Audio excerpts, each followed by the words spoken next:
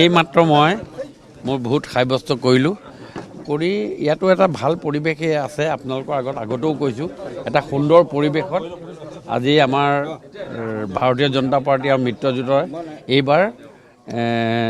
গোটেই অসমতে যিটো আমি লেখি শুনি দেখি বুজিছোঁ আমাৰ 90% আমি ভোট পাই এইবাৰ পঞ্চায়তেৰে চৰকাৰ গঠন কৰিম কাৰণ কথা হ'ল মানুহৰ গ্ৰাছৰুট লেভেলৰ যিখিনি ডেভেলপমেণ্ট হৈছে গ্ৰাছৰুট লেভেলৰ মানুহৰ development in between first and second প্ৰথম আৰু দ্বিতীয় পাৰ্টিৰ মাজত ইমান ডাঙৰ গেপ আছে যে মানুহে দ্বিতীয় পাৰ্টিৰ কথা চিন্তা কৰিবলৈ মানুহৰ অৱকাশে নোখোৱা হৈছে সেইকাৰণে মই যিটো দেখিছোঁ একদম মাই গ্ৰাছৰুট এক্সপিৰিয়েঞ্চৰ পৰা মই আপোনালোকক কৈছোঁ যে এবাৰ 90 to 95% ভোটাৰে ভাৰতীয় জনতা পাৰ্টিৰ সপক্ষে ভোটদান কৰিব ইতিমধ্যে ছাৰ বিভিন্ন পঞ্চায়তৰ বিনা প্ৰতিদ্বন্দ্বিতাই আপোনালোকৰ পাৰ্টিসমূহ জয় হৈছে ডিব্ৰুগড় হয় নহয় এইখিনি চাওক ডিব্ৰুগড় বুলিও নহয় আমি বিনা প্ৰতিদ্বন্দ্বিতা জয়লাভ কৰিছে আমাৰ কিছুমান এনেকুৱা জেগা আছে যিবিলাক মানুহে আমাক ভোট নিদিয়ে তেনেকুৱা জেগাতো আজি ডিব্ৰুগড় সমষ্টিৰ অন্তৰ্গতত আমি আজি সেইবিলাক জেগাত আমি বিনা প্ৰতিদ্বন্দ্বিতাৰে জয়লাভ কৰিছোঁ আৰু এইটোৱে হ'ল প্ৰমাণ হ'ল কি সেই অঞ্চলবিলাকৰ ডেভেলপ যিটো হৈছে ডেভেলপমেণ্টখিনিত মানুহে কুৱেশ্যন কৰিবলৈ ৰাস্তা নাইকিয়া নিচিনা হৈছে কি প্ৰশ্ন কৰিম কি হৈছে আমাৰ এইটো হোৱা নাই বুলি খুব প্ৰকাশ কৰিবলৈও তেওঁলোকৰ ওচৰত অৱকাশ নাইকিয়া হৈছে সেই গোটেই কথাটোত ক্ৰিয়া প্ৰক্ৰিয়া আৰু আমাৰ ওপৰত থকা ডক্টৰ হিমন্ত বিশ্ব শৰ্মা ডাঙৰীয়া চৰকাৰখনৰ ওপৰত আশ্বাস আৰু বিশ্বাস যি ৰাখিছে সেই বিশ্বাসৰ ক্ৰিয়া প্ৰতিক্ৰিয়াখিনি আজি প্ৰতিফলিত হৈছে আৰু অহা 11 তাৰিখে ইয়াৰ উত্তৰটো আপোনালোক সকলোৱে পাব ৰাইজে উন্নয়ন চাই ভোট দিব বুলি আপুনি সেইটো ক'ব বিচাৰিছে নেকি যে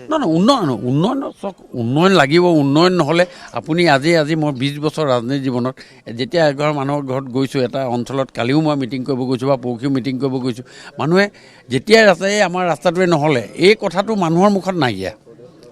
আৰু সেইটো আপুনি কি কেন কৰ্ণাৰ বুলি যিটো কয় মাৰি আপুনি যেতিয়া খবৰ ল'ব যাব মানুহৰ ওচৰলৈ গৈ থাকিব মানুহৰ ৰাস্তাটো খবৰ ল'ব 100%টো নহয় কিন্তু কথাটো খবৰ লৈ তেওঁলোকক কৰি দিম বুলি যিটো আশ্বাস আৰু আশ্বাসৰ ওপৰত যেতিয়া মানুহৰ বিশ্বাস থাকিব সেইটোৱে হ'ল ৰাজনীতি আৰু সেইটোৱে হ'ল উন্নয়ন আৰু সেইটোৱে হ'ল ভোট আপুনি প্ৰথমতে আহি এতিয়া ভোটাধিকাৰ সাব্যস্ত কৰিছেহি ৰাইজক কি আহ্বান জনাব যে এখন সুস্থ সদায় কৈ আছোঁ যে ভোট দিবলৈ যাব লাগিব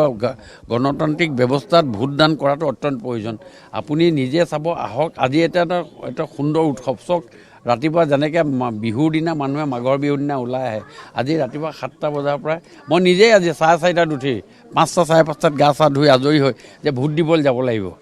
সেই ব্যৱস্থাটোৰ কাৰণে আজি ওলাই আহিছোঁ আৰু ৰাইজক আহ্বান জনাইছোঁ সকলোৱে আহক ভোটটো দিয়ক ভোট সাব্যস্ত কৰাটো অতি সুন্দৰ ব্যৱস্থা আৰু এতিয়া আজি যিটো ব্যৱস্থা কৰিছে ভোট দিয়াৰ যিটো এই ব্যৱস্থাটো সুন্দৰ হৈছে মই কৰ্তৃপক্ষক মই ধন্যবাদ জ্ঞাপন কৰিছোঁ সুন্দৰ এটা ব্যৱস্থা হৈছে এই ব্যৱস্থা চলি থাকিলে আমি 5টা বজাৰ ভিতৰত আমাৰ কাম সম্পূৰ্ণ হ'ব বুলি মই ক'ব খুজিছোঁ ডেফিনেটলি এইটোতো আমাৰ 100% হেল্ল' টেষ্টিং এইটো আমি যিটো আজি এইটো হ'ব এতিয়া মোৰ এই সমষ্টিৰ অধীনত 1,11,000 ভোটাধিকাৰ সাব্যস্ত কৰিব 1,11,000 মানুহৰ ভোটৰ দিয়াৰ পাছত তেওঁলোকৰ মনৰ ক্ৰিয়া প্ৰক্ৰিয়াটো আৰু 300 দিনৰ পাছত কিমান বদলি হ'ব বা কিমান কি হ'ব এই কথাটো আপুনি গম পাই যাব এইটোৱে আপোনাৰ 70-80% আপোনাৰ ৰিজাল্টৰ পজিটিভ নেগেটিভখিনি আপোনালোকে গম পাই যাব 1,11,000 পঞ্চায়তী ৰাজ ব্যৱস্থাত ভোটাৰ আছে বাকীখিনি টাউনৰ ব্যৱস্থা ভোটাৰ ডিব্ৰুগড় সমষ্টিৰ অন্তৰ্গত কৈছোঁ এইখিনি মানুহৰ মাইণ্ডছেটটো কি হ'ব কি হৈ আছে মোৰ প্ৰতি সন্তুষ্ট নে অসন্তুষ্ট চৰকাৰখনৰ প্ৰতি সন্তুষ্ট নে অসন্তুষ্ট এই আজি ইলেকশ্যনটোৱে 90% ক্ৰিয়া কৰিব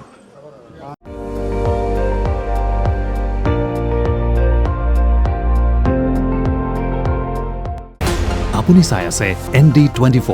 সৰ্বশ্ৰেষ্ঠ নহয় সৰ্বোত্তমৰ দৌৰ